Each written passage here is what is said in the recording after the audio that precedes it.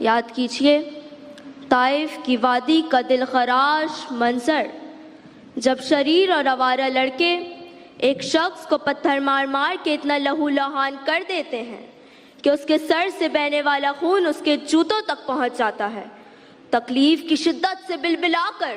میرے حضور جب آسمان کی طرف نگاہ بلند کرتے ہیں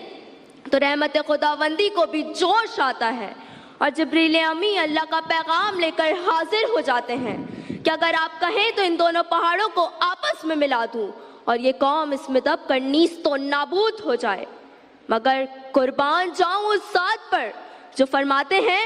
نہیں جبرائیل، ان کی قوم ضرور ہدایت پائے گی۔ وہ انور و اکرم، یاسین، طٰہٰ، رحمت للعالمین آپ صلی اللہ علیہ وآلہ وسلم کی ذات ہے، جنہوں نے سسکتی چیخوں کی پکار سنی، روتی آنکھوں کی زار سنی، بیواؤں کی فریاد سنی، یتیموں کی آہو پکار سنی، جن کے آنے سے عرب میں نکھار آ گیا، جہالت کا گھٹا ٹوپ اندھیرا ختم ہو گیا، عورتوں کو وہ سایہ رحمت ملا کہ ان کو دنیا میں ہی عورتوں کے حقوق سے مالا مال کر دیا گیا۔ آپ آئے تو دنیا نے دیکھا کہ جس بستی سے حضور کو تنگ کر کر نکالا گیا، اسی بستی میں جب آپ آج فاتح کی حیثیت سے داخل ہوتے ہیں تو صرف اور صرف امن و سلامتی کا پیغام دیتے ہیں۔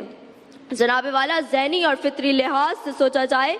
تو آپ صلی اللہ علیہ وآلہ وسلم نے اس معاشرے کو جس کو حیات انسانی کا شعور تک نہ تھا، اسے حقوق العباد کا شعور عطا کیا۔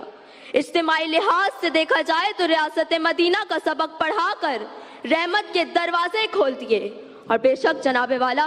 آپ صلی اللہ علیہ وآلہ وسلم کی حیات طیبہ ہمارے لیے کامیابی کی ایسی کنجی ہے جس کو پا کر ہم دنیا اور آخرت سنوار سکتے ہیں۔ وہ دانائے سبل ختم الرسل مولائے کل جس نے، وہ بار راہ کو بخشا فروغ وادی سینہ۔ نگاہ عشق و مستی میں وہی اول وہی آخر، وہی قرآن وہی فرقان وہی یاسین وہی طٰہٰ۔